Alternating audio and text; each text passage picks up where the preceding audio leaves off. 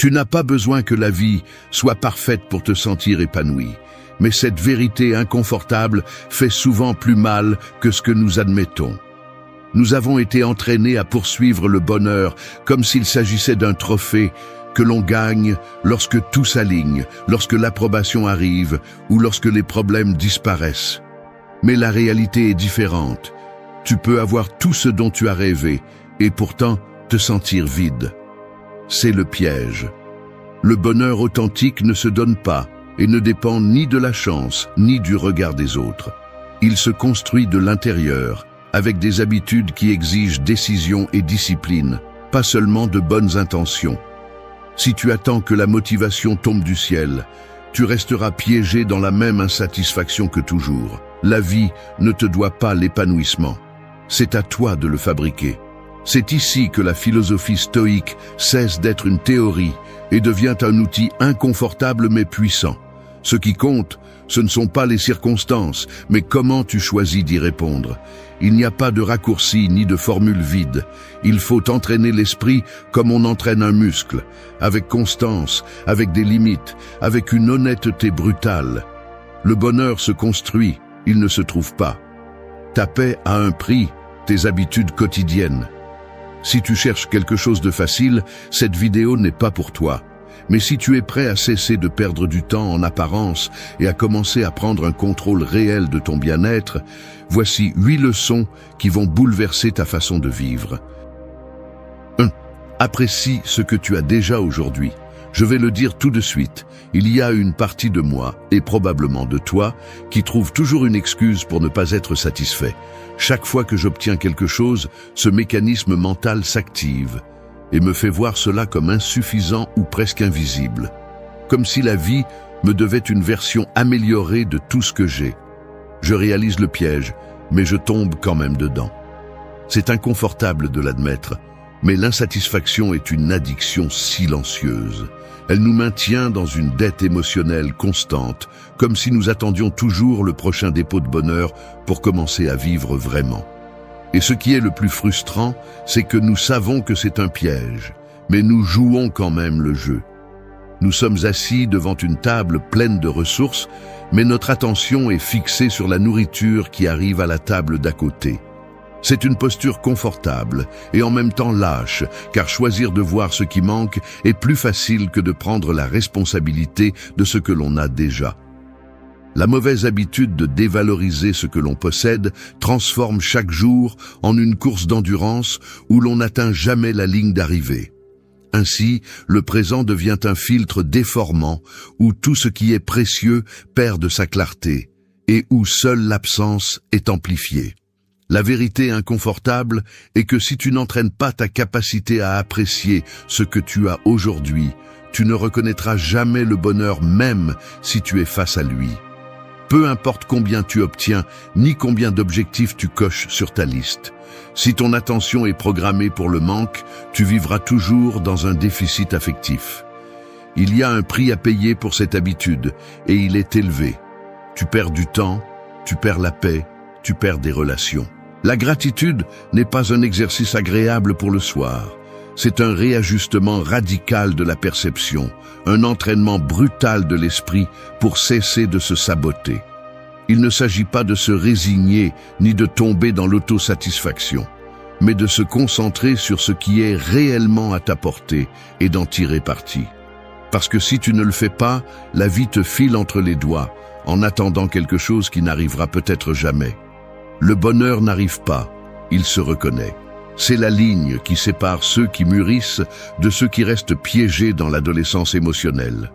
Ne te laisse pas tromper en pensant que valoriser ce que l'on a est une attitude passive.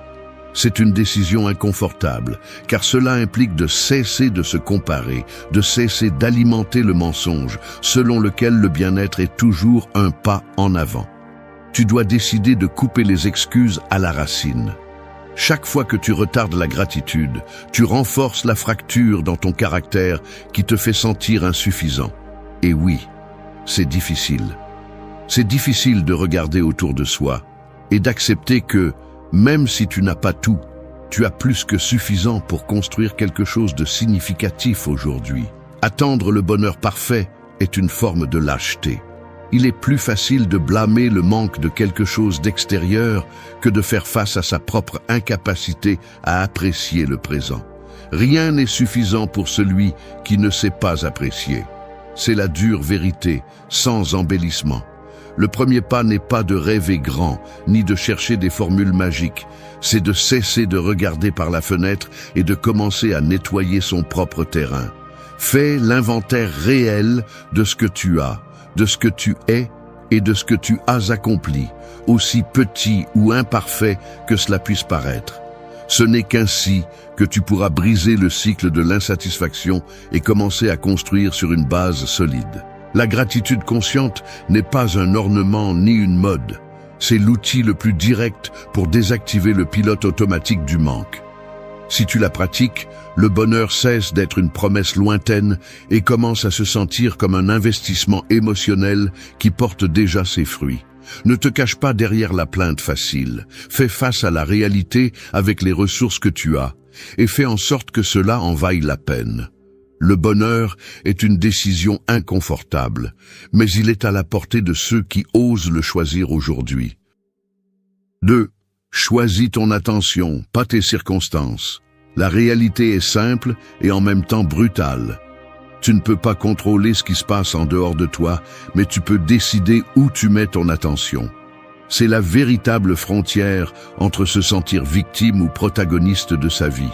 Beaucoup s'obsèdent à changer les circonstances comme s'ils pouvaient façonner le monde à leur guise, et se frustrent encore et encore lorsque la vie ne répond pas à leurs attentes. C'est un piège mental qui épuise, car pendant que tu consacres de l'énergie à lutter contre ce qui ne dépend pas de toi, tu négliges le seul terrain que tu peux vraiment travailler, ton focus.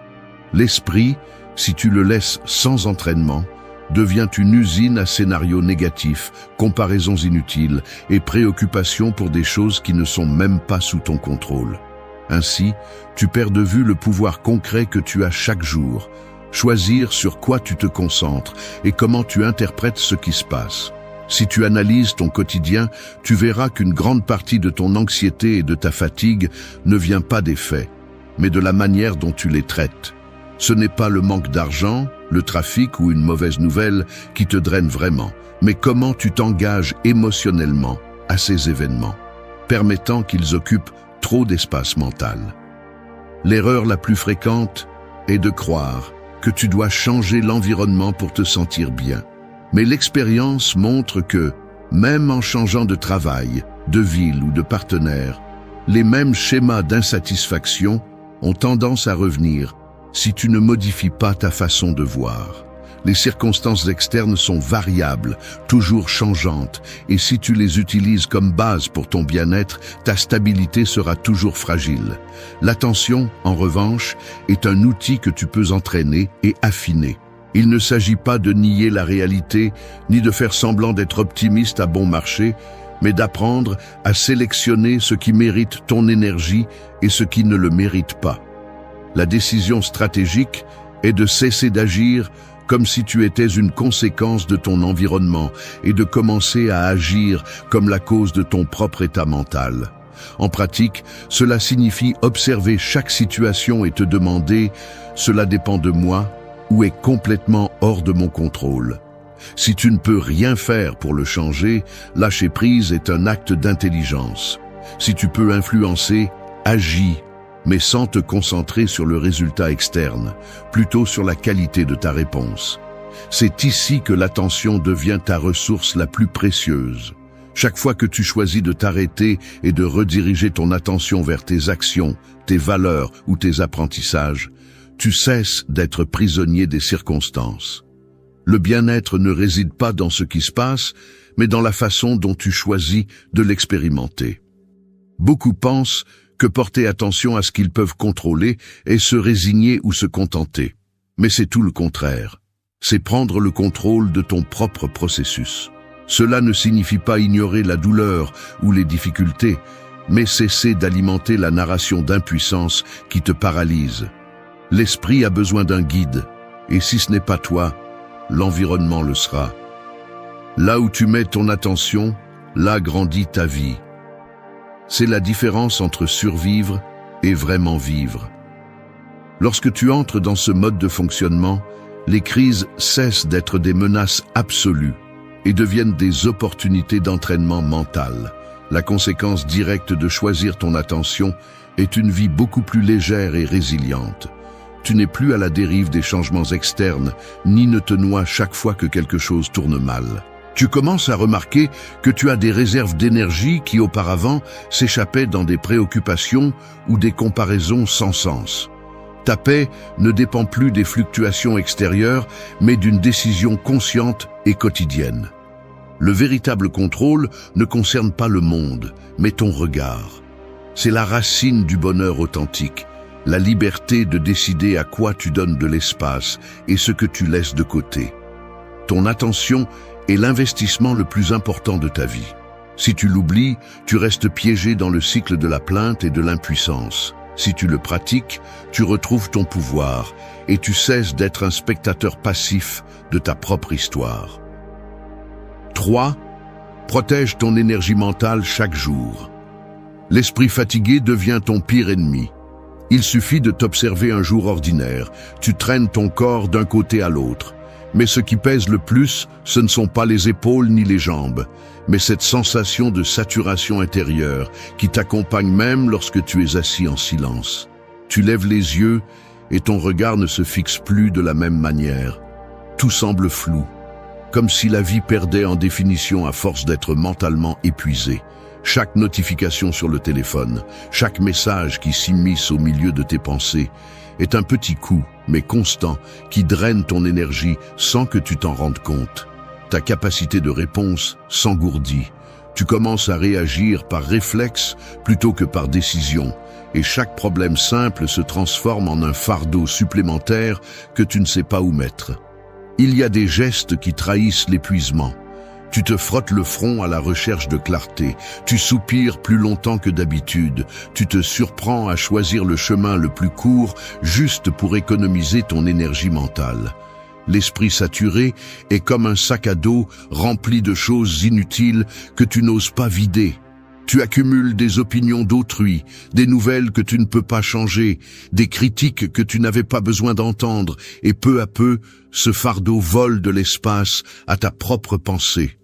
Le quotidien devient plus difficile. Prendre de petites décisions, comme quoi manger ou à qui répondre en premier, se transforme en une tâche lourde parce que ton attention est fracturée en 1000 morceaux. Ce que peu de gens admettent, c'est que cette fatigue n'est pas une coïncidence, c'est le résultat de négliger tes propres limites. Nous prenons soin de notre corps avec de la nourriture, du repos et de l'exercice, mais nous laissons l'esprit à la merci de tout ce qui arrive. Nous permettons à quiconque d'entrer et de laisser sa marque. Une opinion inutile, une comparaison absurde, un problème d'autrui qui ne te concerne pas. Tu deviens le dépotoir de l'anxiété globale, et ensuite, tu te demandes pourquoi tu ne peux pas trouver une seconde de paix. Protéger ton énergie mentale n'est pas un luxe ni une mode, c'est une nécessité urgente si tu ne veux pas que ta vie devienne un reflet de la confusion générale.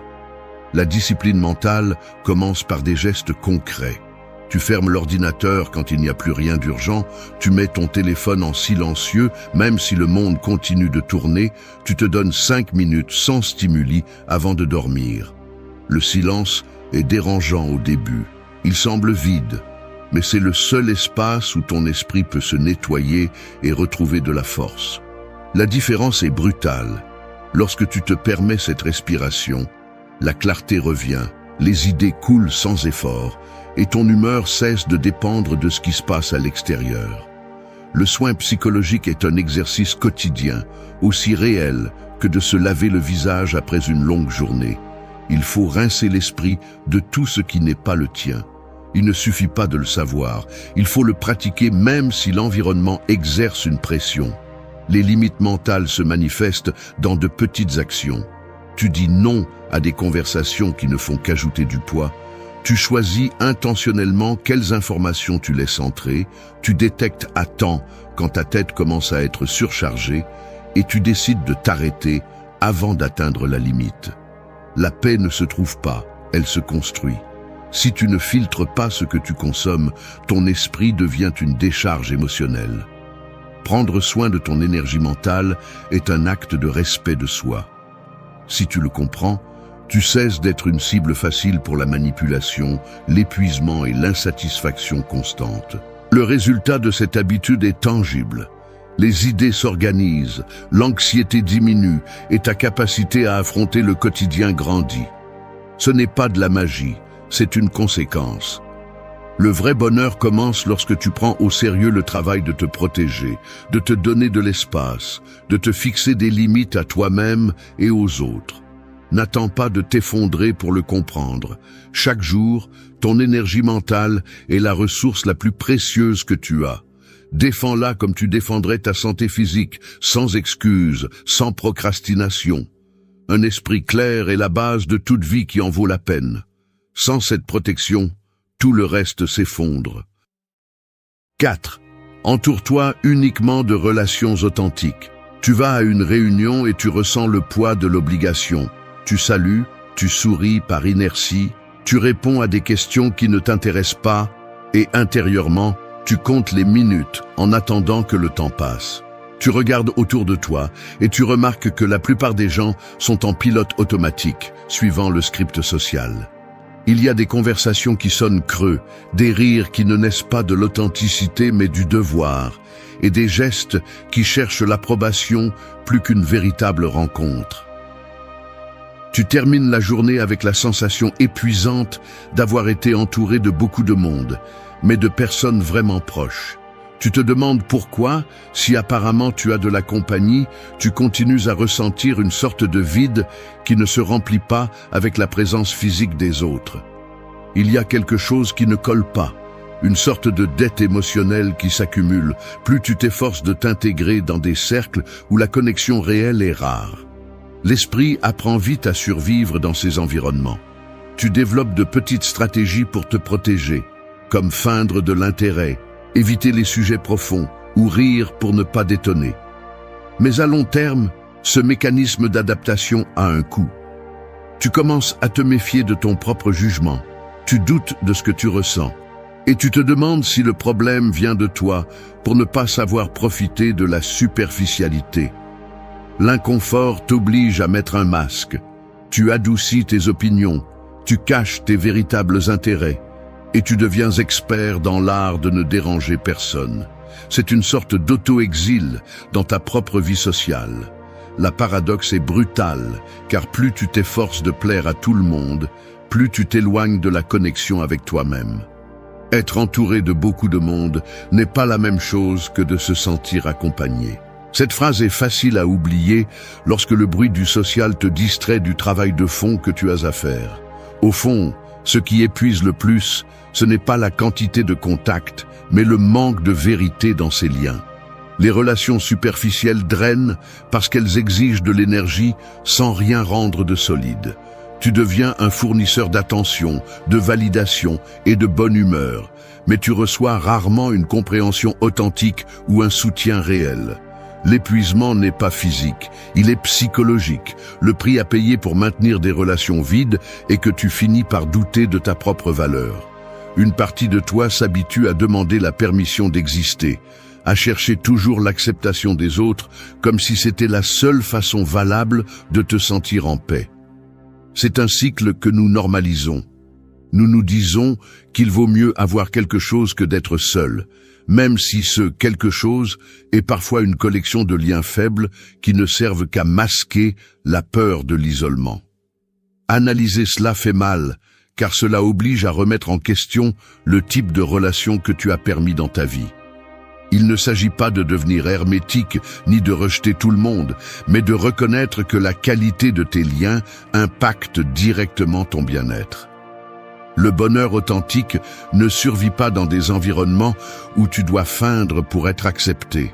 Il a besoin de l'oxygène de l'honnêteté, de l'écoute réelle, du soutien qui ne se négocie pas chaque fois que tu échoues ou que tu ne réponds pas aux attentes. Les relations authentiques sont celles qui te défient à grandir, mais qui te soutiennent aussi dans tes moments les moins brillants. La présence de l'authenticité est le meilleur filtre émotionnel. Quand tu le comprends, tu commences à exiger moins de quantité et plus de profondeur. Le conflit interne survient lorsque tu réalises que lâcher des liens vides implique de traverser une période d'inconfort et de solitude. La peur de te retrouver sans personne est réelle et a une racine biologique. Nous sommes programmés pour rechercher l'appartenance. Mais la maturité émotionnelle consiste à choisir avec qui tu te relies, même si cela signifie réduire le cercle et affronter le silence pendant un certain temps. Apprendre à identifier qui apporte quelque chose et qui ne fait que prendre de la place est un acte de courage. C'est inconfortable, oui, mais c'est le seul moyen de cesser d'être otage de dynamiques toxiques et de commencer à construire un environnement où tu peux être toi-même sans demander pardon. La décision de t'entourer uniquement de relations authentiques n'est ni confortable ni instantanée, mais elle est indispensable. Elle t'oblige à revoir tes propres limites, tes peurs du désaccord et ta tendance à te contenter de ce qui est. C'est une taille émotionnelle. Tu laisses aller des connexions qui pèsent, même si cela fait mal, et tu ouvres de l'espace pour la possibilité de liens plus sains. Il ne s'agit pas de perfection, mais d'honnêteté. Au final, le véritable bonheur grandit dans le terreau fertile des relations authentiques, où tu peux te détendre, baisser ta garde et être vu tel que tu es. Si tu ne choisis pas qui est à tes côtés, tu finis entouré de gens qui te font sentir plus seul que tu ne l'étais.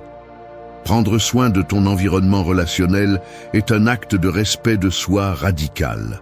Et ce travail, bien que personne ne le voie, définit la qualité de ta vie bien plus que n'importe quel accomplissement extérieur. 5. Fais de la place pour le silence intérieur. Fais l'exercice mental d'observer un verre d'eau auquel personne ne prête attention. Il ne fait pas de bruit, il n'occupe pas d'espace, il n'exige pas d'applaudissements, ni ne regarde la caméra.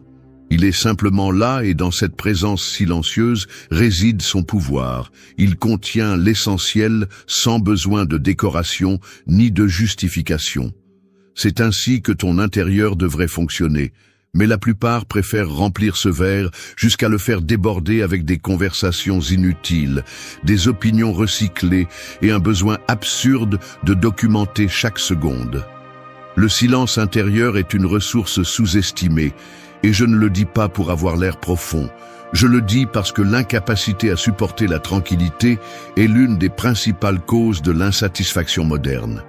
Il y a ceux qui se plaignent de ne pas trouver le bonheur, mais qui ne supportent pas le vide de ne rien faire, comme si la valeur personnelle dépendait de la quantité de stimuli qu'ils accumulent dans la journée. La vérité est que l'inconfort face au silence est le symptôme d'un esprit qui a peur de lui-même. Arrête de chercher des excuses pour remplir chaque minute de distraction. L'habitude de vérifier le téléphone chaque fois qu'il y a une seconde libre, d'allumer la télévision parce que tu ne supportes pas tes propres pensées, de narrer ta vie pour un public invisible est le raccourci parfait pour perdre le contact avec toi-même. L'idée de rester seul avec tes idées sans filtre t'effraie, comme si le silence était un ennemi dont il faut se défendre. Mais la réalité est brutale. Tant que tu ne seras pas capable de rester seul avec toi-même sans fuir, tu resteras un étranger dans ta propre vie.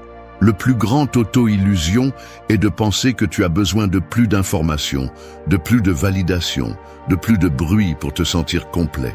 La véritable plénitude se construit justement au moment où tu es capable de ne rien faire et pourtant de te sentir entier.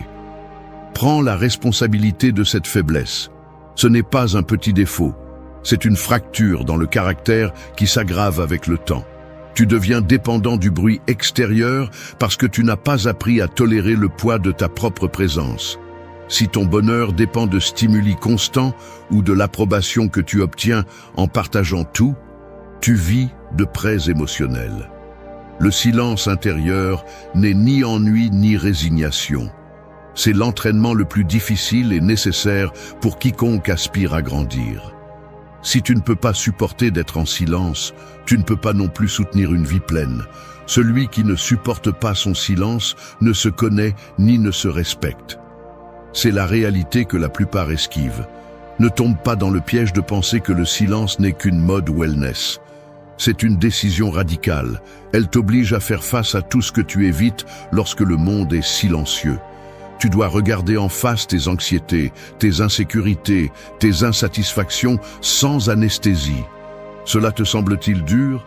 Eh bien, c'est la tâche. Le silence intérieur ne se donne pas, il se conquiert à force de pratiques inconfortables. Si tu es de ceux qui ont besoin de musique, de notifications ou de conversations pour ne pas devenir fou, il te manque du courage pour te connaître. Le silence n'est pas vide, c'est un espace pour organiser tes pensées, pour voir ce qui compte vraiment et arrêter d'agir en pilote automatique. C'est là que se filtre la vérité. Ce que tu ne supportes pas en silence, tu le traînes toute ta vie. L'excuse classique est « je ne peux pas, mon esprit ne s'arrête pas ». Cette phrase est le drapeau blanc de ceux qui ont renoncé à entraîner leur attention. Au lieu de te résigner, mets-toi vraiment mal à l'aise. Éteins tout, reste immobile et écoute ce qu'il y a. N'attends pas la paix instantanée. Au début, le silence va te déranger comme une nouvelle chemise qui ne s'ajuste pas encore.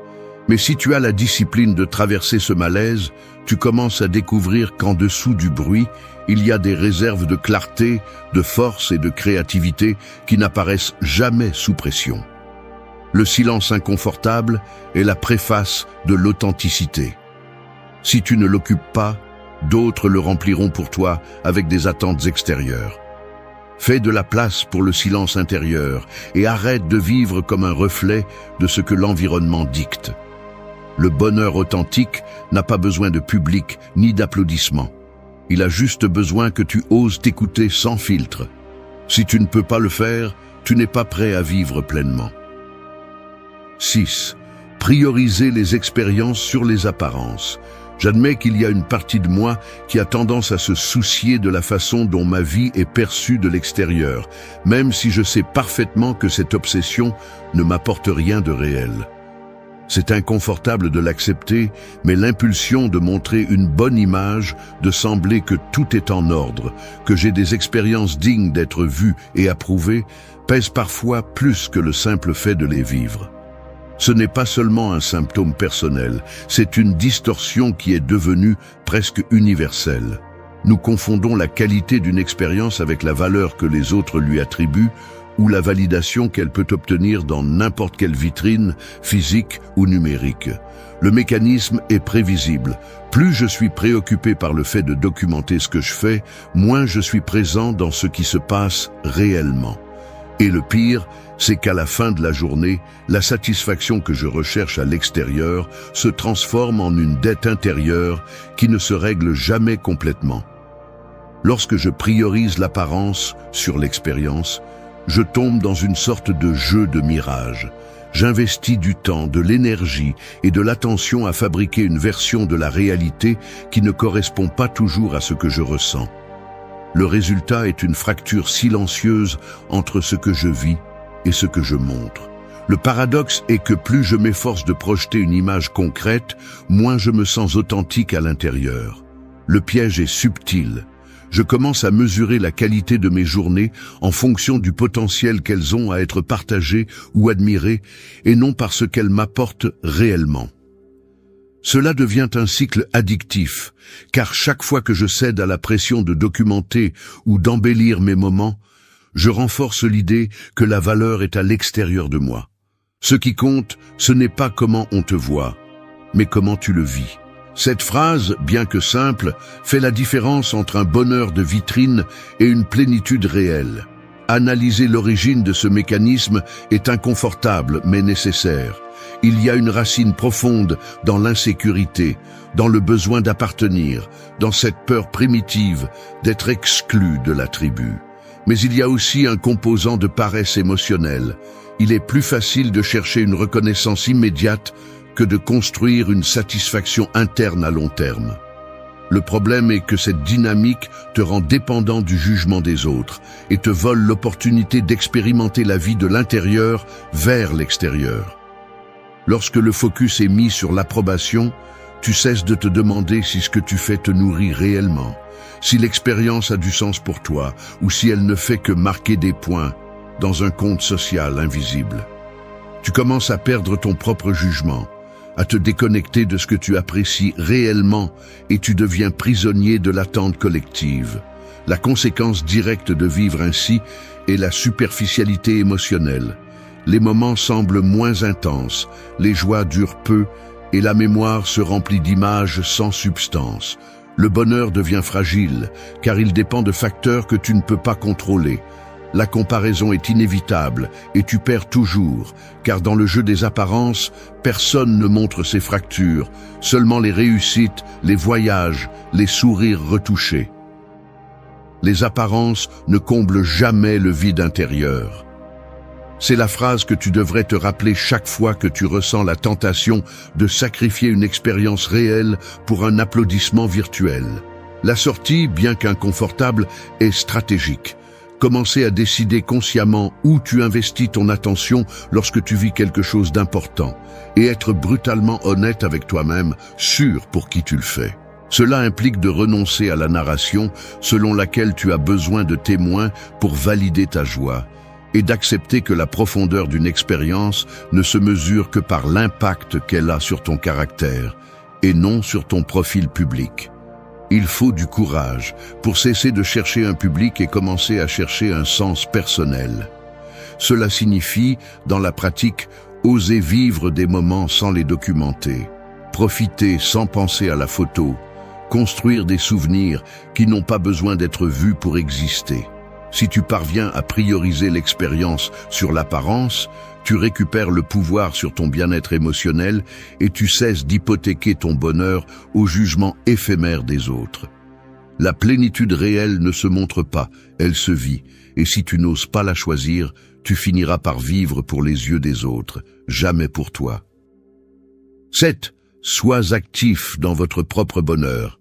Le bonheur ne viendra pas frapper à votre porte. Si vous restez assis à attendre que la vie soit juste, les jours passeront et la seule chose que vous récolterez sera une frustration accumulée.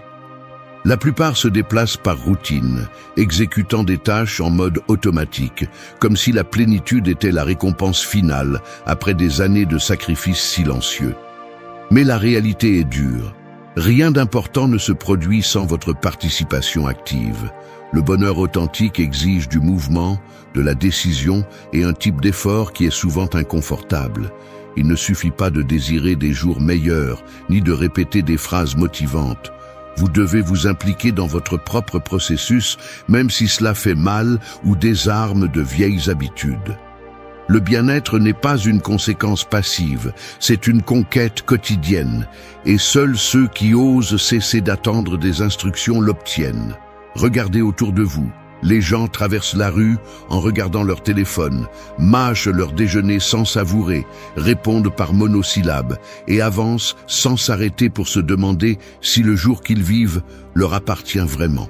Les gestes deviennent mécaniques, le regard s'éteint et l'énergie se dilue dans des tâches qui n'apportent rien de réel. Dans ce paysage se distingue la personne qui, bien qu'elle soit fatiguée, s'oblige à revendiquer de petits moments d'authenticité. Cela se remarque dans des détails précis. Quelqu'un qui interrompt la plainte automatique pour remercier pour le café chaud, celui qui choisit de sortir marcher même s'il n'en a pas envie, ou celui qui éteint l'écran pour vraiment écouter une conversation. Ce ne sont pas de grands gestes héroïques, mais des décisions inconfortables qui marquent un avant et un après. Le bonheur est une action, pas un accident. Cette phrase devrait vous accompagner chaque jour. Être actif dans votre propre bonheur implique de cesser de déléguer votre bien-être aux autres ou au hasard. C'est se lever le matin et, avant de se laisser entraîner par les urgences des autres, se demander ce que vous pouvez faire aujourd'hui pour ajouter du bien-être à votre vie. Ce n'est pas de l'égoïsme, c'est une responsabilité émotionnelle. Il y a des jours où la fatigue pèse et la tentation de se résigner est forte, mais c'est justement là que se mesure le caractère. La personne qui décide de prendre en charge, même avec des gestes minimes, commence à transformer son expérience. Il n'est pas nécessaire d'avoir des réponses parfaites. Il faut de la volonté pour agir, pour ajuster ce qui est à votre portée et accepter ce que vous ne pouvez pas modifier. La différence entre survivre et vivre réside dans ces petites interventions que vous choisissez chaque jour, même si l'environnement invite à la passivité ou à la plainte. Être actif ne signifie pas forcer une fausse joie, ni nier les moments difficiles. Cela signifie se regarder en face lorsque vous tombez dans l'engourdissement et secouer l'inertie. C'est apprendre à détecter ces schémas qui vous poussent à l'immobilisme, la procrastination, l'autocompassion, le victimisme, et prendre la décision inconfortable de les interrompre. C'est consacrer du temps à ce qui vous nourrit, même si personne d'autre ne le comprend ou ne le valide. Cela peut être aussi simple que de réserver une demi-heure pour lire sans distraction, préparer un repas que vous appréciez ou avoir une conversation honnête que vous avez reportée. Ces actions, petites mais répétées, construisent la structure interne sur laquelle repose la plénitude. Personne ne vivra pour vous ce que vous n'osez pas chercher. C'est la ligne qui sépare une vie vécue de l'intérieur d'une existence traînée par l'environnement. Rester immobile est l'option facile, mais aussi la plus coûteuse en termes d'insatisfaction. La véritable maturité consiste à accepter que le bonheur n'apparaît pas, il se construit. Cela implique des efforts, mais aussi de la liberté. Chaque fois que vous choisissez de bouger, même d'un pas, vous reprenez le pouvoir sur votre expérience. Vous vous entraînez à ne plus être victime des circonstances et vous devenez l'auteur de votre propre histoire. Ce n'est pas une promesse de bonheur permanent, c'est une garantie de sens. Le bien-être n'est pas le résultat d'une attente, mais le fruit d'une participation. Si vous n'assumez pas ce rôle actif, tout le reste est réduit à un simulacre. L'essentiel est ceci: le bonheur ne s'attend pas, il se fabrique. Décidez aujourd'hui de commencer à le construire avec les actions qui sont à votre portée. Personne d'autre ne le fera pour vous. 8. Faites de la plénitude une pratique quotidienne. La plénitude est une discipline, pas une coïncidence. C'est la vérité qui dérange le plus et que nous voulons le moins accepter, car cela implique de cesser d'attendre des moments spéciaux et de commencer à fabriquer du sens dans le quotidien. L'esprit a le vice de remettre à plus tard le bien-être. Il se convainc que la vie sera pleine lorsque certains signaux arriveront, lorsque tout sera calme, lorsque des conditions idéales seront réunies. Mais ce « lorsque » est un horizon qui n'est jamais atteint si tu n'ajustes pas le focus. Le mécanisme interne le plus dangereux est de croire que la plénitude est un résultat, pas une pratique. Tant que tu maintiens cette croyance, tu te condamnes à voir le bonheur comme un visiteur sporadique et non comme une façon d'habiter tes jours. Je me rends compte que, si je n'entraîne pas cette discipline, mon esprit joue contre moi. Il existe une sorte de résistance interne à m'engager dans le bien-être quotidien, comme si c'était un privilège qui ne m'appartenait pas, ou comme si reconnaître le bon était trahir une dette envers la souffrance. Ce conflit émotionnel est réel. Une partie de soi s'accroche à la fatigue, au découragement ou au drame parce qu'elle s'est habituée à vivre là. Cela demande du courage de briser cette inertie et de choisir, en toute conscience, de construire la plénitude, au lieu de répéter des schémas de manque. Il ne s'agit pas de croiser les doigts, mais d'exercer l'inconfort quotidien de choisir le bien-être même si l'environnement invite au contraire. La plénitude s'entraîne, elle ne se hérite pas. Cette phrase devrait être tatouée dans l'esprit de quiconque cherche à changer son histoire. L'obstacle le plus grand est le confort de la plainte. Il est facile de s'installer en pilote automatique et de laisser l'esprit recycler les vieux arguments, qu'il manque de temps, que l'environnement n'aide pas, que personne ne comprend l'effort. Mais la vérité est qu'il y a toujours une micro-décision disponible, celle de pratiquer la gratitude, celle de lâcher prise sur ce que tu ne peux pas contrôler, celle de prendre soin de ton esprit comme d'une ressource vitale, celle de sélectionner les relations avec rigueur, celle de vraiment plonger dans ce que tu fais. Je parle d'habitudes qui, appliquées tous les jours, érodent lentement la tendance à l'insatisfaction et génèrent un type de bien-être qui ne dépend d'aucune circonstance spéciale. Le plus grand auto-illusion est de penser qu'il suffit de comprendre cela une fois. La réalité est que la plénitude se construit à force de répétitions inconfortables, de revenir à choisir ce qui ajoute, même si aujourd'hui c'est plus difficile qu'hier. Je reconnais qu'il y a des jours où tout semble un effort inutile, où la fatigue mentale et la pression extérieure invitent à se laisser aller. Mais c'est justement là que se distingue celui qui pratique la plénitude de celui qui l'attend seulement. Ce n'est pas que l'inconfort disparaisse, c'est que la décision d'ajouter du bien-être devient une partie de ton caractère, pas un caprice de l'humeur. La plénitude quotidienne ne repose pas sur de grands gestes, mais sur des détails inconfortables. Arrêter la pensée négative avant qu'elle ne prenne de l'ampleur. Abandonner la comparaison automatique. Protéger ton énergie même si on te traite d'égoïste. Maintenir le silence intérieur, même si cela t'incommode. La plénitude commence là où l'excuse s'arrête. Je le vérifie encore et encore lorsque je choisis d'agir au lieu de pleurer. La pratique quotidienne consiste à investir, en toute conscience, dans ce qui te construit réellement. Ce n'est pas un acte héroïque ni une promesse de perfection, c'est une attitude de respect de soi. Le bien-être se renforce comme un muscle, et chaque jour où tu choisis de le maintenir, même un peu, tu changes en profondeur la relation que tu as avec toi-même et avec le monde. Il n'y a pas de raccourci, seulement de la discipline mentale et émotionnelle, appliquée même dans les jours gris. Au final, la plénitude n'est pas une destination spectaculaire, mais une façon d'être dans le monde qui se maintient avec des habitudes inconfortables et des décisions claires. Si tu attends la plénitude comme on attend une récompense, tu vas rester sur le seuil toute ta vie. Si tu la pratiques, même si ce n'est pas parfait, tu commences à habiter une vie qui n'a plus besoin de permission pour se sentir suffisante. Le changement réel n'arrive jamais par accident ni par des coups de chance, et survivre une année de plus ne signifie pas que tu as progressé. Il y a une vérité inconfortable que beaucoup préfèrent ignorer. Ta vie ne se transforme pas par des promesses publiques, mais par les habitudes que tu entretiens dans la solitude, quand personne ne te regarde. On nous a vendu l'idée qu'il suffit de désirer ou de décréter un avenir différent, mais 2026 ne t'attendra pas et n'aura pas de compassion si tu arrives aussi faible, distrait ou amer qu'auparavant. Si tu ne trains pas ton caractère, si tu ne maîtrises pas tes émotions, si tu ne mets pas d'ordre en toi-même, alors ta réalité sera la conséquence inévitable de ce que tu tolères en privé.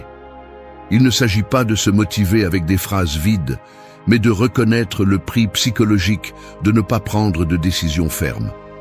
Chaque jour que tu retardes ta croissance, tu augmentes la dette intérieure que tu devras payer plus tard, et la vie facture toujours des intérêts élevés. Le stoïcisme et la foi authentique ne promettent pas une existence facile, mais ils offrent des mécanismes pour résister, reconstruire et choisir ta réponse face à l'adversité. Si tu veux arriver en 2026 avec un but et une conscience, tu dois cesser de négocier avec tes excuses et commencer à construire une base intérieure qui ne dépende pas du climat extérieur. Personne ne viendra te sauver de toi-même. Ce que tu fais en privé définit ce que tu vaux en public. 1. Construisez des habitudes avant de rechercher des résultats. La vérité est celle-ci. Vous ne construirez rien de durable tant que vous resterez obsédé par des résultats immédiats. Si votre premier geste chaque matin est de vérifier combien votre vie a changé depuis hier, vous avez déjà perdu. On vous a vendu l'idée que la transformation se mesure par l'impact visible, par les chiffres, par les applaudissements, par la sensation de progrès instantané. Mais c'est faux. La réalité est beaucoup plus inconfortable. Ce qui compte, c'est ce que personne ne voit, ce que vous répétez chaque jour, même si cela ne vous apporte aucune récompense rapide. Les résultats sont la conséquence inévitable de ce que vous faites en privé, quand personne ne vous surveille, quand vous n'avez personne à impressionner ni de qui vous cacher. Le problème, c'est que la plupart choisissent de vivre piégés dans l'anxiété du résultat, sautant d'objectif en objectif, comme si le simple fait de le désirer ou d'essayer quelquefois suffisait. C'est l'auto-tromperie du débutant. confondre l'enthousiasme avec le changement réel, confondre l'intention avec l'habitude, confondre le rêve avec la discipline quotidienne. Ce n'est pas un manque d'information, c'est un manque de volonté pour supporter le vide entre l'action et le résultat. Et ce vide se remplit presque toujours d'excuses, de procrastination et de ce désir toxique de gratification immédiate. Crois-tu vraiment que ta vie va changer parce qu'un jour tu t'es senti inspiré? Ça ne fonctionne pas comme ça. Ça n'a jamais fonctionné ainsi. Je te le répète. D'abord, tu construis l'habitude. Ensuite, les résultats apparaissent. Tu veux de la force, mais tu fuis l'entraînement constant. Tu veux de la paix, mais tu ne supportes pas le silence inconfortable de ton propre esprit. Tu veux un but, mais tu refuses l'inconfort de la constance. Il n'y a pas de raccourci. Le résultat n'est jamais la cause, c'est l'effet. Ce qui importe, c'est ce que tu fais quand personne ne te regarde, pas ce que tu publies ni ce que tu prêches. Le véritable caractère se forge dans la répétition, dans la routine qui semble insignifiante, dans cette série de petites décisions qui ajoutent ou retirent à ta vie réelle. Les habitudes sont la structure invisible de ton destin. Cette phrase, tu dois la garder à l'esprit chaque jour, surtout lorsque tu te surprends à chercher des excuses pour ne pas faire ce qu'il faut. Les personnes faibles abandonnent parce qu'elles ne voient pas de changements immédiats. Elles renoncent parce qu'elles n'ont pas compris que la véritable transformation est un processus lent, presque imperceptible, inconfortable et souvent solitaire. Ce qui te freine, ce n'est pas le manque de capacité, mais le manque de discipline pour soutenir l'effort sans avoir besoin d'applaudissements ni de promesses de succès à court terme. Chaque fois que tu choisis de sauter une action minimale parce que aujourd'hui ça ne fait pas de différence, tu accumules une dette envers toi-même. Une dette qui se transforme ensuite en frustration, en ressentiment, en ce sentiment amer que rien ne change et que tout pèse plus lourd. Le stoïque et l'homme de foi s'accordent sur ce point. Ta vie se définit par ce que tu soutiens jour après jour, pas par ce que tu rêves dans l'euphorie d'un moment. Ce que tu sèmes en secret, tu le récoltes en public, mais il faut être prêt à semer même s'il n'y a pas de signe de germination, même si tout semble identique. Si tu ne supportes pas la lenteur de la croissance, tu ne mérites pas non plus la solidité des résultats. Ne négocie pas avec ta discipline, fais ce que tu dois faire. C'est la seule formule. Arrête de mendier des changements spectaculaires et commence à respecter les petits engagements. Ton caractère se fracture ou se renforce dans les détails que tu décides d'ignorer ou de respecter. Si tu espères que l'année 2026 sera différente, lâche la soif de résultats immédiats et commence à entraîner la constance, même si ça fait mal, même si personne ne le remarque, même si ça semble qu'il ne se passe rien. Parce que là, dans cet effort silencieux et obstiné, commence vraiment la transformation. 2. Sépare ta valeur de tes circonstances. Tu te lèves, tu vérifies ton téléphone et avant même que la journée ne commence, tu as déjà laissé ton humeur être influencée par la nouvelle que tu as lue, le commentaire que quelqu'un a fait sur toi, la facture qui est arrivée ou le message qui n'est pas apparu. Tout cela se produit dans les premières minutes du matin, presque sans que tu t'en rendes compte. Tu ressens cet élan de te sentir moins si les choses ne se passent pas comme tu l'espérais, ou de te gonfler si le monde t'applaudit ou te donne raison. Si la journée commence bien, tu te crois précieux. Si elle commence mal, tu te sens un fardeau. Et là se trouve l'erreur que tu répètes sans t'en apercevoir. Tu remets le contrôle de ta valeur à des facteurs que tu ne peux pas seulement contrôler, mais qui changent chaque jour, parfois chaque heure. Tu as appris à associer qui tu es à ce qui se passe à l'extérieur, comme si ta dignité était en jeu chaque fois que le monde tourne. Peu de choses t'épuisent, autant que ce piège mental. Parce que tu vis sur la défensive, mesurant ton importance par les réussites, la reconnaissance extérieure ou, pire encore, par l'absence de problème. Ainsi, chaque obstacle devient une menace personnelle, chaque critique un jugement, chaque contretemps une preuve de ta prétendue insuffisance. Mais la vérité est qu'aucune circonstance n'a le pouvoir de définir ta valeur réelle. Ce qui t'arrive n'est que le contexte, pas la mesure de ton être. Lorsque tu t'identifies à la crise ou au succès, tu deviens un otage émotionnel de ce que tu ne peux pas contrôler. Tout t'affecte trop parce que tu n'as pas établi de frontières internes claires entre ce que tu es et ce que tu traverses. Chaque fois que tu laisses une mauvaise nouvelle ou un regard d'autrui te démoraliser, il y a derrière une croyance plus profonde, que tu ne vaux que lorsque tout est en ordre, lorsque les choses se passent comme tu l'as prévu, lorsqu'il n'y a ni échec ni déception. Mais cette idée est une condamnation à l'anxiété et à la frustration. Le mécanisme est subtil. Tu cherches constamment validation, approbation, tout signe que tout va bien. Et tu te punis lorsque l'environnement ne répond pas comme tu le souhaites. Le résultat est une vie où il te manque toujours quelque chose, ou où tu crains toujours de perdre ce que tu as. Une vie où tu confonds l'estime de soi avec le résultat immédiat. C'est là que commence la véritable fracture interne. Séparer ta valeur de tes circonstances est un exercice de brutale honnêteté. Cela exige que tu t'observes sans filtre, que tu reconnaisses combien de fois tu as agi uniquement pour éviter de te sentir moins, combien de fois tu as cessé d'essayer par peur du rejet, combien de fois tu as laissé un mauvais jour te faire douter de toi-même. Comprendre cela ne signifie pas devenir indifférent ni nier le poids de ce qui se passe, mais apprendre à mettre chaque chose à sa place. Ce qui t'arrive parle du monde, de la vie, des variables externes. Ce que tu es dépend de la manière dont tu choisis de répondre, de la dignité avec laquelle tu te soutiens, même lorsque personne ne te comprend ou ne te reconnaît. Tu n'es pas le solde de tes comptes, ni le résumé de tes erreurs, ni les applaudissements que tu reçois. Tu es ce que tu soutiens en silence lorsque le reste du monde ne regarde pas. Il faut cesser de demander à l'environnement de confirmer ta valeur. Il faut cesser de négocier ton estime de soi avec les hauts et les bas du quotidien. Ta valeur est un point fixe, pas une monnaie qui se négocie selon la marée. Lorsque tu le comprendras vraiment, tu cesseras de vivre sur la défensive et tu commenceras à agir depuis la conviction, non depuis la peur. La seule approbation dont tu as besoin est celle que tu te donnes lorsque tu sais que tu as agi avec intégrité, même si personne ne le remarque. C'est la ligne que tu ne dois pas franchir. Ne vends jamais ta dignité pour un peu de tranquillité momentanée. La valeur personnelle ne dépend pas de ce qui se passe à l'extérieur, mais de la force intérieure avec laquelle tu soutiens tes principes lorsque personne ne te remercie. Choisis d'être maître de toi, pas esclave des circonstances. 3. Maîtrise tes émotions, ne réagis pas par impulsivité.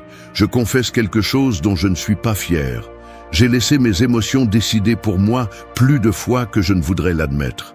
Il est inconfortable de découvrir qu'en dépit de toute la théorie, du contrôle de soi que l'on prêche en public, il suffit d'un geste malheureux, d'une nouvelle inattendue, d'un mot mal placé pour que l'esprit se dérègle et que le corps agisse avant de penser. Il existe un mécanisme automatique presque invisible qui déclenche des réponses. Au moindre contact avec l'inconfort, le tempérament prend le gouvernail. Et le pire, c'est que le dommage n'est presque jamais immédiat ni scandaleux.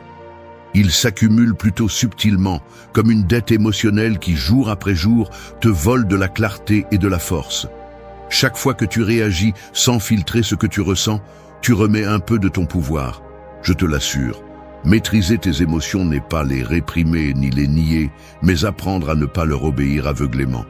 Tu n'es pas ce que tu ressens à un instant donné, tu es ce que tu décides de faire avec ce que tu ressens. Si tu prends le temps d'observer la racine de la plupart de tes trébuchements, tu verras qu'il y a presque toujours un schéma. D'abord surgit une émotion intense, colère, peur, honte, frustration, et ensuite la réaction automatique, cette action impulsive qui semble inévitable et qui a souvent des conséquences disproportionnées. L'impulsion est un raccourci mental, une façon rapide et primitive de te protéger, mais dans la vie adulte, elle finit presque toujours par être un filtre déformé qui te fait surréagir ou te défendre contre des dangers qui n'existent plus. C'est ici que l'esprit doit intervenir. Entre le stimulus et la réponse, il existe un espace, même s'il est petit, où tu peux choisir. C'est le territoire de la véritable liberté. Rester là, même 5 secondes, est l'entraînement le plus exigeant et le moins spectaculaire de tous. Personne ne le voit, personne ne l'applaudit. Mais c'est là que se définit ton caractère. La plupart des gens vivent convaincus que « c'est comme ça que je suis » est une justification suffisante pour toute réaction. Mais cette résignation est une concession dangereuse. Elle t'exempte de changer et te confine dans un cercle répétitif de culpabilité et de justification. Si ton objectif est de grandir et de te maintenir avec force jusqu'en 2026 et au-delà, tu dois cesser d'être l'otage de ta propre biologie. Nomme l'émotion, ne t'identifie pas à elle, reconnais l'impulsion, mais n'obéis pas automatiquement à son mandat. La maîtrise émotionnelle n'est pas un état permanent, ni un accomplissement définitif. C'est une décision qui se répète chaque jour, à chaque interaction, à chaque désagrément qui surgit sans prévenir. Il n'est pas surprenant que les stoïciens aient tant insisté sur la pause. La pause est l'interrupteur entre la réaction animale et la réponse consciente. L'émotion n'est pas le problème. L'obéissance aveugle à elle, oui. Gravez cette phrase dans ton esprit. Le coût de vivre en réagissant est élevé. Relations fracturées, mots que tu ne peux pas retirer, opportunités perdues parce que tu as préféré le soulagement immédiat à la vision à long terme. Agir par impulsion, c'est hypothéquer ton avenir pour un soulagement très bref. L'inverse, maîtriser tes émotions, est une habitude qui se cultive chaque jour, surtout dans le quotidien. Quand tu choisis le silence au lieu de l'explosion, quand tu respires avant de répondre, quand tu décides de ne pas céder à la plainte automatique, c'est là que tu t'entraînes. Cela ne signifie pas t'anesthésier, ni adopter une fausse tranquillité. Cela signifie accepter ce que tu ressens, mais décider depuis un endroit plus élevé, depuis tes principes, pas depuis le va-et-vient du moment. La maîtrise émotionnelle est le véritable muscle de la maturité. Tu ne peux rien construire de solide si tu es à la merci de tes réactions. La stabilité interne n'est pas un cadeau, c'est le résultat de la résistance à l'impulsion et de l'action depuis la conscience. Si tu cherches à transformer ta vie dans l'année à venir, commence par ici. Ne réagis pas par réflexe, réponds depuis ton but. Choisis d'être la cause, pas l'effet. 4. Fais ce qui est juste, même sans motivation. Parfois, faire ce qui est juste ressemble beaucoup à porter un seau d'eau en montée pendant que tout le monde se repose à l'ombre. Il n'y a pas de public, pas de musique épique, même pas de brise rafraîchissante. Juste le poids dans tes bras et la certitude que le chemin est long, monotone, répété 1000 fois et que personne ne le remarquera. Là, à ce moment où la motivation s'évapore et qu'il ne reste que l'effort brut et silencieux, c'est là que le caractère se mesure vraiment. Les gestes les plus petits, redresser une chaise que tu n'as pas renversée, répondre avec respect même si tu n'en as pas envie, accomplir une tâche même si ton corps te demande d'abandonner, deviennent des épreuves quotidiennes d'intégrité. La motivation est cette lueur fugace qui apparaît de temps en temps, comme une étincelle dans l'obscurité. Mais la véritable transformation se produit lors des jours gris, quand il n'y a rien qui pousse, sauf ta propre décision de faire ce qui est juste. Si tu regardes de près les gens que tu admires, tu vas remarquer un détail. Ce ne sont pas des personnes qui attendent l'humeur parfaite pour agir. Ils ne dépendent pas du climat émotionnel, ni de l'enthousiasme matinal. Ils avancent par engagement, pas par caprice. Leurs routines sont remplies d'actes minimaux et silencieux. Se lever à l'heure convenue, terminer ce qu'ils ont commencé, faire face quand c'est inconfortable, tenir leurs paroles, même si cela leur coûte. Ce sont des décisions qui ne séduisent personne, qui ne reçoivent pas d'applaudissements, mais qui, avec le temps, construisent une base interne inébranlable. Faire ce qui est juste sans motivation est ce qui sépare ceux qui ne font que fantasmer sur le changement de ceux qui le réalisent vraiment. Fais le même si tu n'en as pas envie. Cette phrase vaut plus que n'importe quel conseil motivationnel, car la vie réelle n'attend pas que tu sois inspiré. Il y a une erreur courante. Penser que tu dois d'abord ressentir pour agir ensuite. Mais le corps et l'esprit peuvent travailler contre tes meilleures intentions. Certains jours, tu te lèveras avec la sensation que rien n'a de sens, avec le moral à plat et la fatigue collée au visage. Ces jours-là, l'habitude est ton seul refuge. La discipline agit comme un mécanisme qui soutient quand tout le reste échoue. Il ne s'agit pas de devenir un automate froid, mais de comprendre que l'engagement est plus fort que l'humeur. Ta parole, ton devoir, ta promesse pèsent plus que n'importe quel élan passager. La constance est le muscle invisible qui te sauve lors des jours de vide. Il y a des gestes qui semblent insignifiants. Répondre avec gentillesse quand tu préférerais le silence. Terminer ce rapport même si personne ne le lit. Prendre une décision éthique même si personne ne la célèbre. Mais chacune de ces actions laisse une empreinte interne. C'est comme investir dans un compte dont seul toi connais le solde. Quand le moment difficile arrivera, quand la vie te demandera des comptes, cette réserve d'intégrité silencieuse est la seule chose qui te soutient. Fais ce qui est juste, même sans témoin. C'est la véritable mesure du caractère. Dans la pratique, cela signifie se lever du canapé quand tu préférerais t'enfoncer, demander pardon même si l'orgueil crie, maintenir l'ordre quand le découragement règne. Tu ne cherches pas de motivation, tu cherches de la cohérence.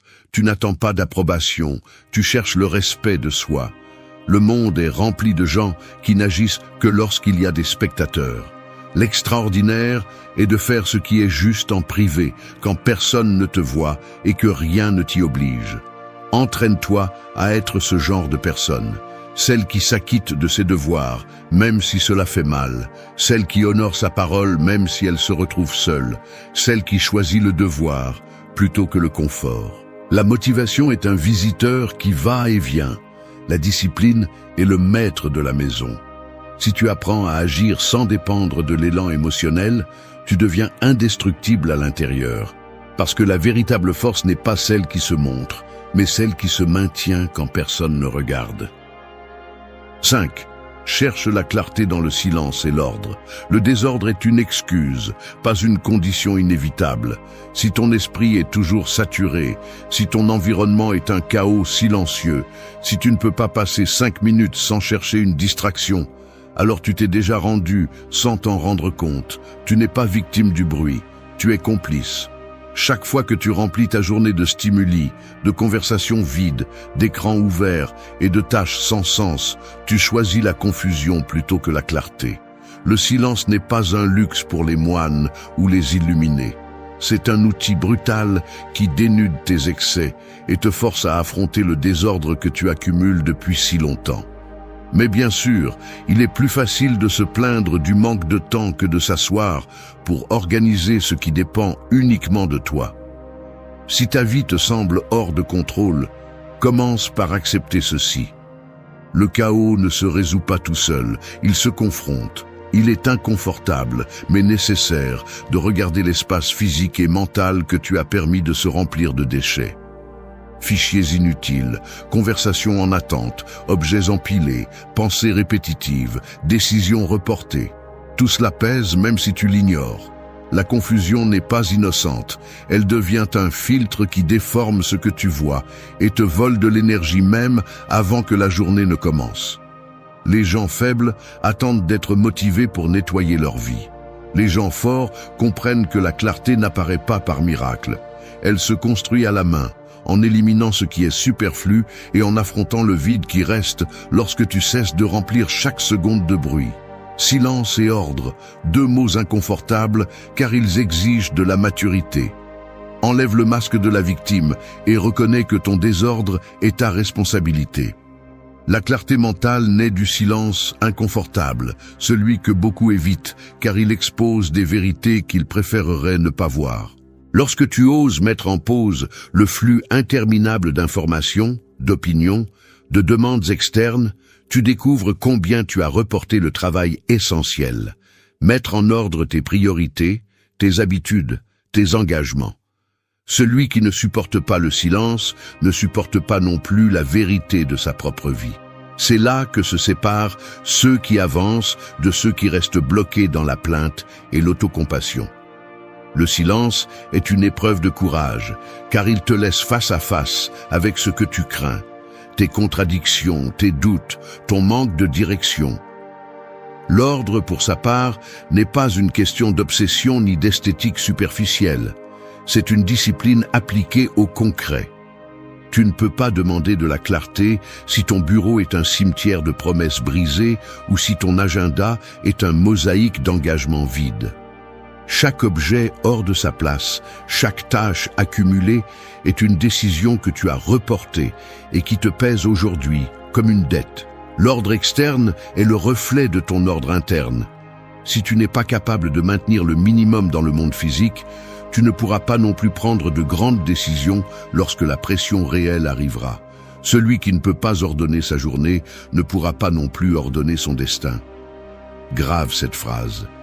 Arrête de chercher des secrets pour te concentrer et commence par nettoyer ton espace et tes pensées.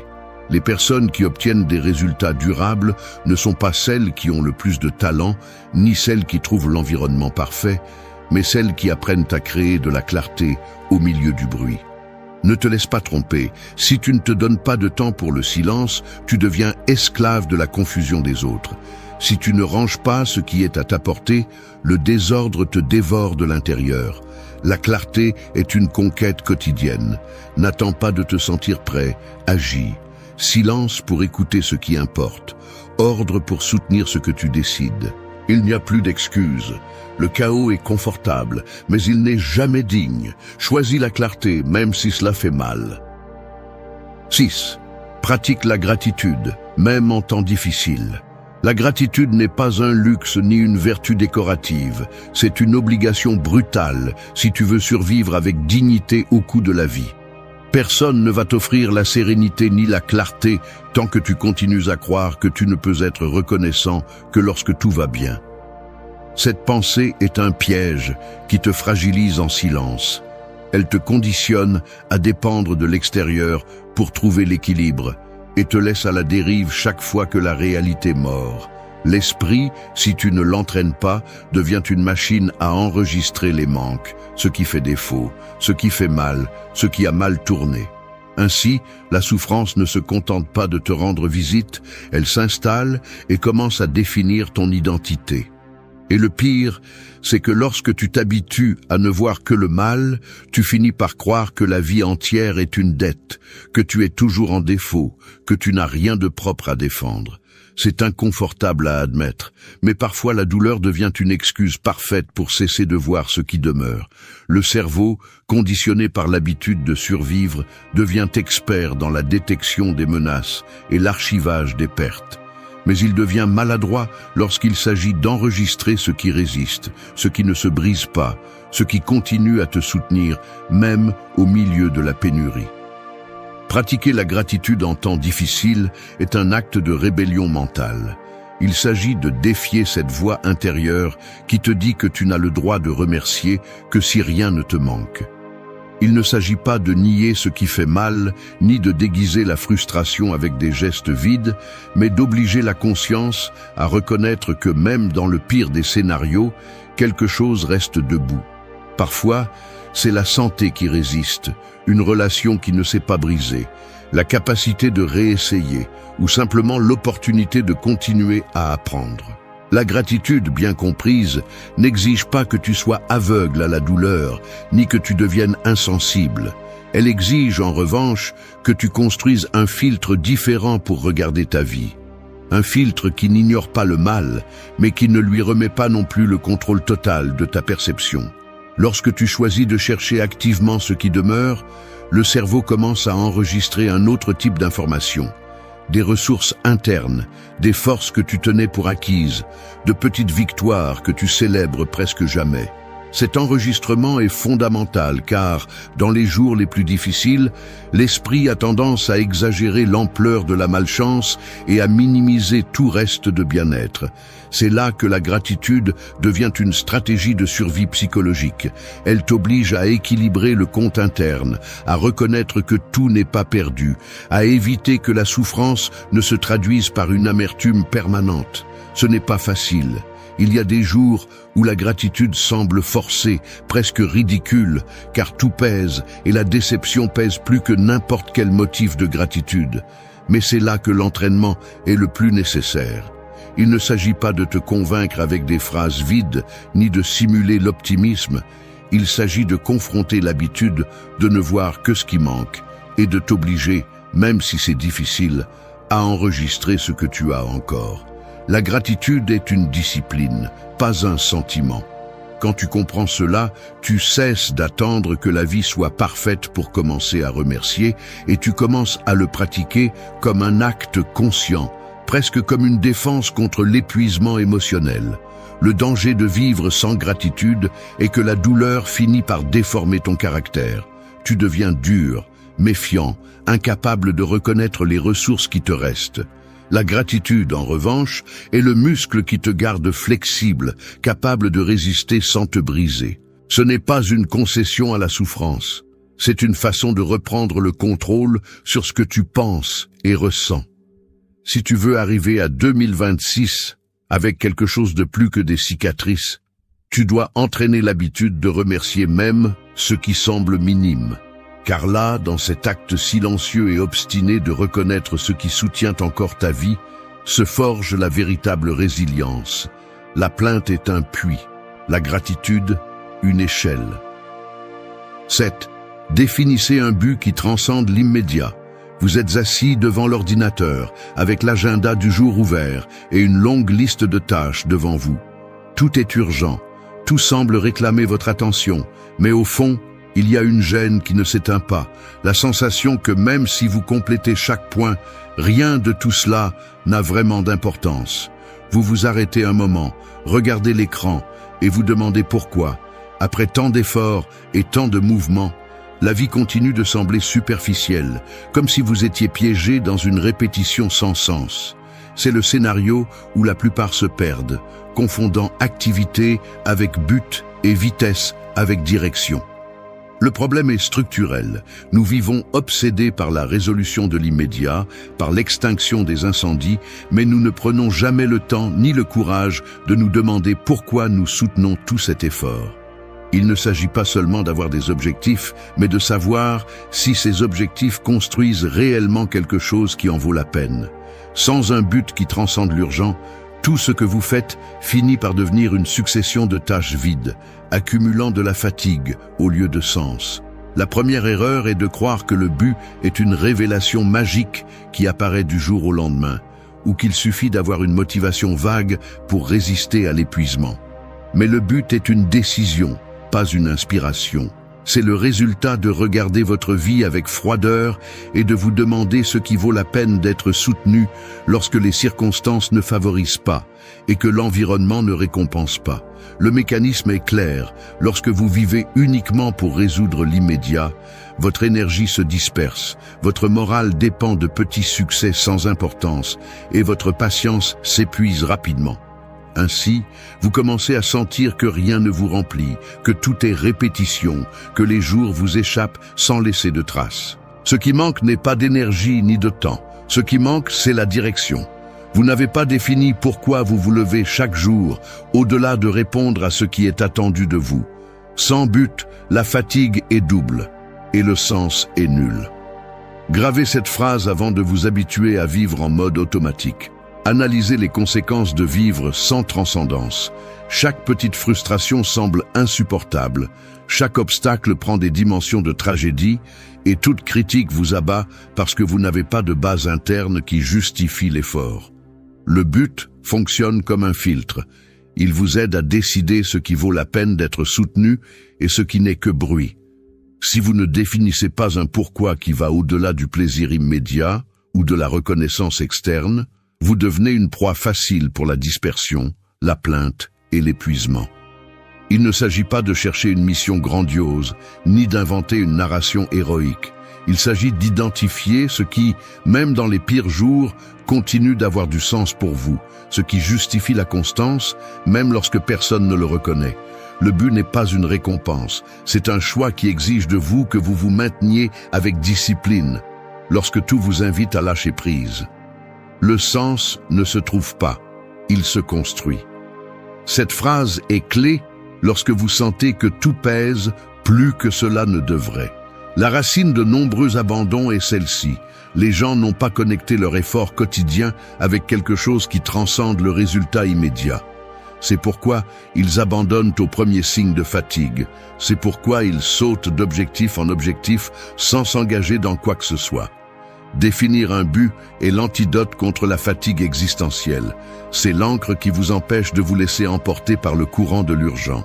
Lorsque vous avez clairement défini le pourquoi, vous pouvez supporter le vide et la lenteur, car vous comprenez que l'effort n'est pas seulement pour aujourd'hui, mais pour quelque chose de bien plus grand. Ici, la décision est stratégique. Vous devez choisir chaque jour si vous travaillez seulement pour survivre ou pour construire quelque chose qui vous transcende. La vie perd de son poids lorsqu'il n'y a pas de motif solide derrière chaque action. Le but est le muscle invisible qui soutient la persévérance. Si vous parvenez à le définir, vous cessez de courir sans but et commencez à avancer avec direction.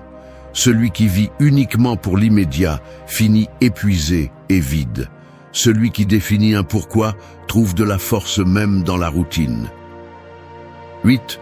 Choisis de grandir chaque jour, sans excuse. Je confesse que pendant longtemps, j'ai utilisé le prétexte de la fatigue, de l'épuisement ou du manque d'opportunités pour rester au même endroit. Je me voyais dans le miroir chaque matin, je remarquais le geste prématurément fatigué, le dos un peu voûté par le poids invisible des décisions reportées. Et pourtant, je justifiais chaque paralysie par des explications brillantes. Le contexte n'aide pas. Aujourd'hui n'est pas le jour. J'ai déjà fait assez. Il est inconfortable de voir comment, en silence, on normalise la médiocrité déguisée en prudence. Le rituel était presque toujours le même. M'asseoir devant une table en désordre, passer en revue mentalement ce que je devrais faire, ressentir cette gêne dans la poitrine qui avertit que aujourd'hui non plus, tu ne vas pas grandir, et chercher une distraction suffisamment digne pour excuser l'inertie. Rien de tout cela ne se voit de l'extérieur. Personne ne soupçonne le véritable motif derrière les pauses, les déplacements inutiles, le regard perdu entre des tâches sans sens. Il est facile de devenir expert en excuses. Beaucoup plus difficile est d'accepter que la stagnation est une décision, pas une condamnation. La véritable croissance ne se produit pas lors de journées héroïques ni dans des sauts spectaculaires. Elle se construit dans la routine, dans le geste concret de choisir une action inconfortable lorsque tout invite à la remettre à plus tard. Pense à la scène. Tu restes seul après le déjeuner. L'air est lourd. Le téléphone est à portée de main. La tentation d'éviter la tâche en attente s'insinue dans chaque muscle. Là, à cet instant où la vie semble une succession de répétitions, tu as le pouvoir de décider si tu restes le même ou si tu avances même d'un millimètre. Le corps proteste avec paresse. L'esprit offre des arguments pour céder, mais le choix se remarque dans les détails. Une feuille qui se remplit d'une ligne de plus, un livre que tu ne fermes pas lorsque l'intérêt s'éteint, une conversation difficile que tu commences même si ta voix sonne maladroite. Il n'y a pas d'applaudissement pour cela. Personne ne t'observe ni ne célèbre cet effort minimal, mais c'est justement là que se forge la différence entre ceux qui flottent et ceux qui avancent. Les excuses ont une texture connue. Elles se sentent douces, justifient ton confort, t'enveloppent d'une fausse sensation de protection. Mais ensuite, lorsque la nuit tombe et que tu examines ce que tu as fait, le solde est une dette qui ne s'efface pas. La croissance n'a pas d'horaire parfait ni de saison idéale. C'est inconfortable, parfois ingrat, et presque toujours cela exige que tu trahisses le vieux moi qui veut rester immobile. Grandir, c'est choisir le malaise productif plutôt que le confort stérile. Il n'y a pas d'excuse pour rester le même. Cette phrase, tu devrais la garder en mémoire chaque fois que tu ressens la tentation de négocier avec toi-même. Le processus est brutalement simple. Détecte la moindre opportunité d'apprendre quelque chose de nouveau ou de mieux faire ce que tu fais déjà, et saisis-la, même si cela semble insignifiant. Change la chaise de place si tu sais que cela améliore ta posture. Corrige un mot mal utilisé, même si personne ne le remarque. répète le même geste 1000 fois jusqu'à ce qu'il soit bien fait. La croissance quotidienne ne se sent pas épique. En fait, la plupart du temps, elle se perçoit comme une gêne que tu préférerais éviter. Mais là se trouve le secret. L'inconfort est le seuil de l'avancement. Si tu t'habitues à l'esquiver, tu deviens expert en restant le même. Si tu l'affrontes, même si cela fait mal, tu deviens quelqu'un capable de se renouveler chaque jour. Il n'existe pas d'excuse légitime pour abandonner le processus de croissance. Ceux qui réussissent ne sont pas ceux qui ont eu le plus d'opportunités, ni ceux qui sont nés avec un talent supérieur, mais ceux qui, face à la routine, ont choisi de s'améliorer même si personne ne l'exigeait. N'attends pas le moment idéal. Ne négocie pas avec tes principes pour un peu de confort. Choisis de grandir aujourd'hui, même si toi seul le sais.